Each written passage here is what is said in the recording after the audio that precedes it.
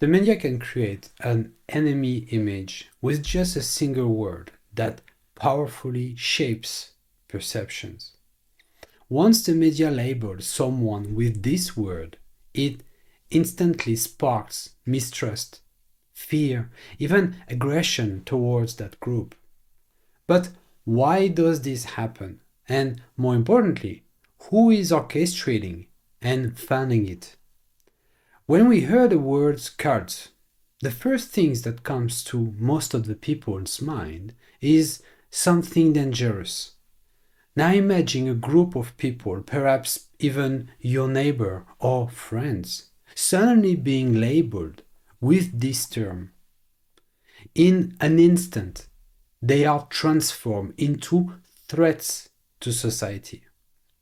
Innocent people are dehumanized and persecuted, but the real goal of those behind these campaigns is to exploit this persecution for political gain. This is exactly what is happening with the international movement AllatRa. Initially in Russia and now in Slovakia, the media began actively using the term cult to discredit the movement. 10 years ago in Russia, the campaign against AllatRa began. Numerous articles in the media made accusations without providing any evidence. Ordinary volunteers who were researching climate change and informing the public about the global climate crisis became target of persecution by RUSIRS, the Russian Association of Center of Religious and Sectarian Studies, an organization operating under the blessing of the Russian Orthodox Church. The first article labeling AllatRa as a cult appeared in a Russian Orthodox Church affiliated platform, and from there, the false claims were propagated by journalists collaborating with RUSIRS. AllatRa's activists have always focused on climate research and the protection of human rights and freedom, operating outside of the realms of politics and religion. So why is that international movement suddenly branded as a cult? RUSIR's action bears striking resemblance to the activities of the Apologetic Center in the Nazi Germany. The center maintained lists of sects and targeting dissident groups. The Nazi Apologetic Center collaborated with the Gestapo, and similarly, RUSIRS hold lectures and training sessions for the law enforcement, introducing the term how to threat those they are already labeled as cultists. Following the session, law enforcement officials raid the homes of innocent people, intimidate them, subject them to torture, and fabricate cases, all because RUSIRS has chosen to target a specific group of organizations. In Russia, laws have even been enacted that restrict human rights and freedoms under the guise of combating illegal missionary activity and terrorism.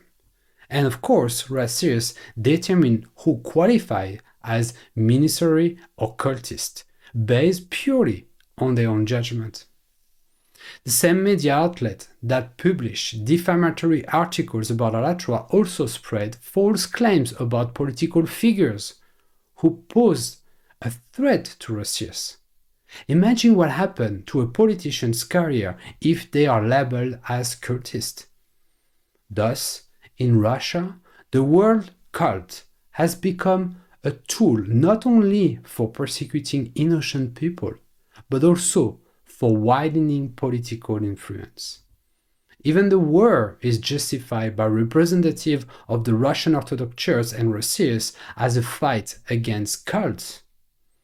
What does any of this have to do with true Orthodox Christianity? RUSIRS labeled Ukrainians as cultists while their agents operate in Ukraine, recruiting journalists and labeling the group work for war. Now, a concerning situation is unfolding in Europe. In Slovakia and Czech Republic, over 400 articles employing Russia's method have been published in just 3 weeks. Unsurprisingly, AllatRa is once again the target. Russians choose AllatRa because it is an international movement. By commissioning articles about AllatRa, Russians managed to recruit journalists in multiple countries. Even BBC journalists are citing sources from the Chelyabinsk diocese. Has Russia's influence truly spread worldwide? And why has a campaign of 400 articles launched right now? What are the Russian Orthodox Church's interests in Europe?